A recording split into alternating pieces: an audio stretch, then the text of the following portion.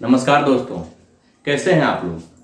आज love marriage या court marriage के इस श्रृंखला में आज के एपिसोड में हम लोग यह देखेंगे कि लव मैरिज तो कर लिए, लव मैरिज के बाद एफआईआर भी होता है या कई बार किडनैपिंग का एफआईआर लॉन्च कर दिया जाता है या लड़की वाले या लड़का वाले की तरफ से अदर पार्टी को डराया धमकाया जाता है, मारपीट भी की जाती है। तो ये सारी समस्याएं लव मैरिज के साथ हमेशा से जुड़ी हुई है और इसके शिकार कहीं न कहीं कपल हो भी जाते हैं। तो मेरे इस एपिसोड का जो मकसद है वह मकसद है कि आप लोगों को कानूनी सलाह देना या आपको इसका प्रोसेस बताना कि लव मैरिज यदि आप करते हैं तो एफआईआर या पुलिस परेशानी से आप कैसे बचें और आखिर ये परेशानी होती क्या क्या है। तो सबसे पहले मैं डिस्कस करूंगा कि परेशानी होती क्या क्या है, उसके बाद हम लोग डिस्कस करेंगे कि इसका समाधान क्या होना चाहिए। जो मैंने यहाँ लिखा है सॉल्यूशन, इससे बचना है तो ये इसका समाधान है। थर्ड स्टेप में हम डिस्कस करेंगे यदि एफआईआर लॉन्च हो गया तो आपको क्या करना है। तो इसको ध्यान से अंत तक बने रहिएगा और यदि कहीं कंफ्यूजन हो तो लास्ट वीडियो जरूर देखें। जैसे मैंने फर्स्ट वीडियो में बताया था कि शर्तें क्या क्या है, लव मैरिज करना चाहते हैं तो क्या लव जरूरी है या उसके अलावा भी कोई जरूरी है। तो कंडीशंस थे, उस कंडीशंस को हमेशा ध्यान में रखें। यदि उस शर्तों के किसी भी प्रोविजन को आप वायलेट करेंगे तो आप इस समस्या में पड़ सकते हैं। चलिए अब हम डिस्कस करते हैं कि परेशानी क्या क्या होती है। पहला परेशानी ये होती है जब आप लव मैरिज करते हैं या घर से भाग जाते हैं कपल, तो अदर पार्टी खास करके लड़की वाले जो हैं वो मिसिंग का, किडनैपिंग का एफआईआर करते हैं कि मेरी बेटी को अगवा कर लिया गया या मेरी बेटी को किडनैपिंग कर लिया गया या जो भी तरह का हो ऑफेंस के लिए आपका एफआईआर दर्ज कराया जाता है, ठीक है। या दूसरा स्टेज होता है डराना, धमकाना या मारपीट। तो जब वो जाते हैं एफआईआर करने के लिए तो उनसे पुलिस वाले पूछते हैं आप पे किस पे शक है। तो शक होता है तो उनका नाम बता दिया जाता है। तो उसे हालात में क्या है, आप तो भाग गए हैं तो पुलिस वाले आपका इन्वेस्टिगेशन स्टार्ट करके आपको अरेस्ट भी कर सकते हैं और आप पे यह चार्ज भी लगा सकते हैं। ये दोनों, यदि यह एफआईआर लॉन्च हो गया तो मुसीबत में निश्चित पड़ जाएंगे आप। तो अब बात आती है कि यदि एफआईआर हो ना तो उसके लिए क्या करना है, यदि हो जाए तो क्या करना है। अब आइए, पहला चीज, यदि आप कोर्ट मैरिज करने का डिसाइड कर लिए हैं तो कोशिश कीजिए, एज ए लीगल एडवाइजर मैं आप लोगों को एडवाइस करूंगा कि पेरेंट्स को कन्विंस करें। यदि पेरेंट्स कन्विंस नहीं होते हैं और जीना मरना तेरे संग वाली कंडीशन हो जाती है तो कृपया करके पहले जो है डिसाइड कर लीजिए कि भागना है। और यदि भागने का डिसाइड कर चुके हैं तो उसके बाद देखिए क्या होता है। सबसे पहले आप लोग क्या कीजिए, फोन नंबर बदलिए। जो मोबाइल यूज करते हैं उसको मत यूज कीजिए, फोन नंबर नया नंबर लीजिए और आप एडवोकेट को कांटेक्ट कीजिए जो आपको इसमें हेल्प करेंगे शादी करने के लिए, ठीक है। यदि आप वही नंबर यूज करते हैं या कॉल करते हैं तो सीडीआर रिपोर्ट वो इकट्ठा करेंगे पुलिस वाले और आपके शादी में बाधा पड़ना तय है और आपको अरेस्ट भी कर लिया जाएगा। जब तक आप प्रूव करेंगे कि हमने किडनैपिंग नहीं की थी तब तक आप पे चार्ज लग चुका होगा। तो बात यह आती है कि किडनैपिंग ना हो या ये चार्ज ना लगे तो आप क्या करें, फोन नंबर बदलें और अपने एडवोकेट को बताएं और जाके जितना जल्दी हो शादी को रचाएं, इसको कंप्लीट करें। अब बात आती है शादी कर लिए, उसके बाद क्या करना चाहिए, इंटीमेशन। इंटीमेशन आप जरूर दें। किसको किसको देना है, पुलिस को, एसपी ऑफिस को और पेरेंट्स को। पेरेंट्स को मन करे तो दीजिए, नहीं मन करे तो ना दीजिए, लेकिन पुलिस को यदि देते हैं इंटीमेशन लेटर तो इससे ये होता है पुलिस वाले को पता चल जाता है। जब यहाँ एफआईआर करने जाते हैं तो रूल ये है कि ऑन द स्पॉट एफआईआर नहीं किया जाता है। पहले वो प्रायर इन्वेस्टिगेशन करेंगे, उनको लगेगा कि हाँ सही में किडनैपिंग हुई है या मिसिंग हुआ है तब एफआईआर करना चाहिए। लेकिन पुलिस वाले तो पुलिस वाले हैं, आपको पता है क्या होता है हमारे इंडिया में, और ये नई बात नहीं है, सबों को पता है। तो चलिए अब यहाँ है कि यदि आपने शादी रचा ली, आर्य समाज मंदिर में किया या रजिस्ट्री ऑफिस में कोई भी रिचुअल्स फुलफिल किए बिना, या दोनों ही हालात में आप मैरिज रचाने के बाद एक इंटीमेशन लेटर दीजिए कंसर्न पुलिस ऑफिसर को या पुलिस स्टेशन में दीजिए और साथ ही साथ उसको क्या कीजिए, एसपी ऑफिस में दीजिए। अब बात आती है इंटीमेशन लेटर कैसे देंगे। बेस्ट तरीका है अपने एडवोकेट से सलाह लीजिए और वो आपको गाइड करेंगे कि इंटीमेशन लेटर में क्या लिखना चाहिए। और साथ ही साथ जो शादी आपने रचाया है उसको फोटो लगाइए, आर्य समाज मंदिर में जाकर वो लगाइए और लड़की का कंसेंट पेपर जरूर लगाइए कि मैं ये मेरे पिता का नाम ये है, मैं अपनी स्वेच्छा से इनसे शादी करने जा रही हूँ, इनका नाम ये है, फादर का नाम ये है और ये एड्रेस है, ठीक है।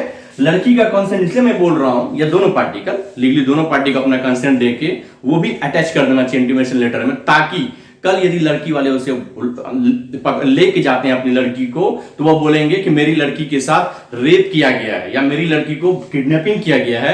लड़की बयान बदल देती कभी कभी माँ बाबू जी के प्रेशर में आके, तो वैसे हालात में वो आपको असिस्ट करेगा। ठीक है, तो ये इंटीमेशन लेटर आपने दे दिया।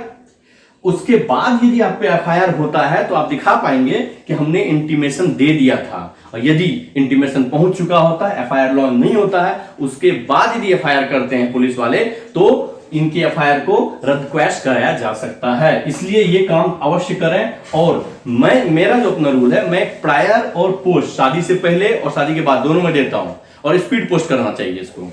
मैं स्पीड पोस्ट इसलिए करता हूं कि स्पीड पोस्ट में पीओडी देता है, पीओडी को चिपका के रख लीजिए और वो डेट और टाइम दोनों रहता है। इतना हमने इंटीमेशन लेटर दिया था। अब आइए पब्लिकेशन, ये लोग करते भी हैं नहीं भी करते हैं, लेकिन मैं करवाता हूं इसको। यदि शादी कर लिया आपने तो शादी को पब्लिकली अनाउंस कीजिए कि मैं ये फादर नेम, ये रेसिडेंट, ये और अदर पार्टी का सारा डिटेल, इस दिन मैंने शादी रचाया है अपनी स्वेच्छा से। न्यूज़पेपर में आ गया। इन दोनों का सबसे ज्यादा फायदा क्या होगा, आपको इन्वेस्टिगेशन जो पुलिस करेगी तो आप प्रूफ कर पाएंगे कि हमने इंटीमेशन दिया था और हमने सर्वसाधारण को भी बता दिया। अब आइए इंफॉर्मेशन टू द पेरेंट्स। आप अपने घर वालों को व्हाट्सएप पे, या यदि व्हाट्सएप फादर मदर को यूज नहीं करते हैं तो मैसेज कन्वे कर दीजिए कि मैं या हम दोनों शादी कर चुके हैं, आप लोगों को परेशान होने की जरूरत नहीं है। यदि यह मैसेज डिलीवर्ड हो चुका है व्हाट्सएप पे और वो रीड कर लेते हैं, डिलीट कर भी दे तो दिक्कत नहीं है। यदि वो रीड कर लिए हैं तो आप पुलिस को बता सकते हैं कि सर हमने तो दे दिया था इन्फॉर्मेशन, ये देखिए व्हाट्सएप पे मैसेज इन लोगों को मैंने डिलीवर कर दिया था, फिर भी इन्होंने इंटेंशनली एफआईआर किया है। ठीक है, तो ये सब कहीं ना कहीं आपको बचाएगा ये सारे पचड़ों से। अब आइए जो ये स्टेज है कि मान लीजिए कि आप पे एफआईआर कर दिया जाता है, या पुलिस जो है कुछ भी करके लीगली जो भी काम स्टेप उठाना हो, क्योंकि ये लोग परेशान करने के लिए, या मान लीजिए कि रुपया लेके इन्होंने एफआईआर दर्ज कर दिया। यदि एफआईआर हो जाता तो सबसे पहला काम आप क्या कीजिए, आप पहले एफआईआर कॉपी मांगिए पुलिस से, अपने लीगल एडवाइजर के को भेज के।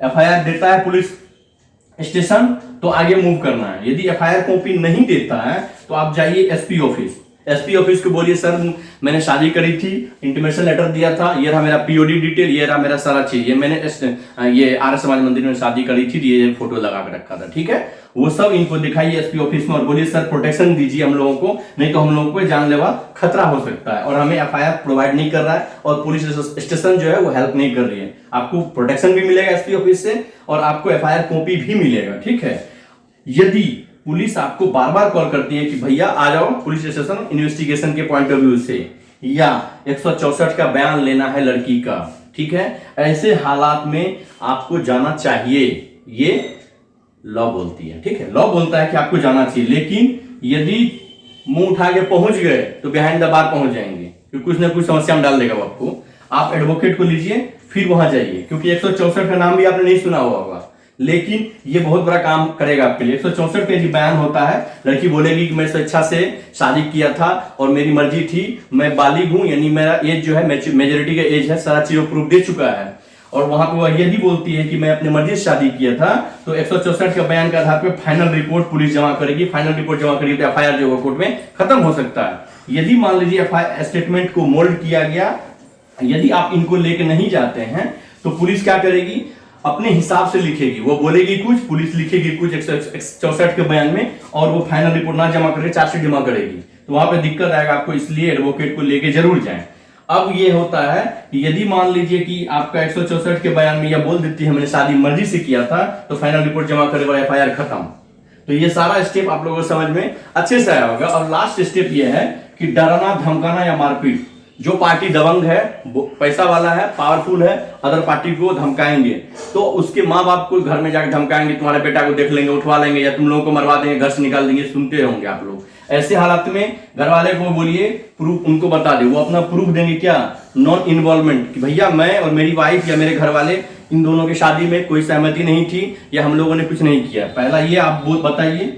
या दूसरा, यदि आप लोगों को मन से लगता है लड़का अच्छा ही किया, लड़की अच्छी की है, तो कंसेंट का दोनों का दीजिए, दोनों अपनी मर्जी से शादी किया है और ये रहा, तो हम लोगों को आप कुछ नहीं कर सकते। आपको दिक्कत है आप एफआईआर कीजिए या आप थाना पहुंचिए।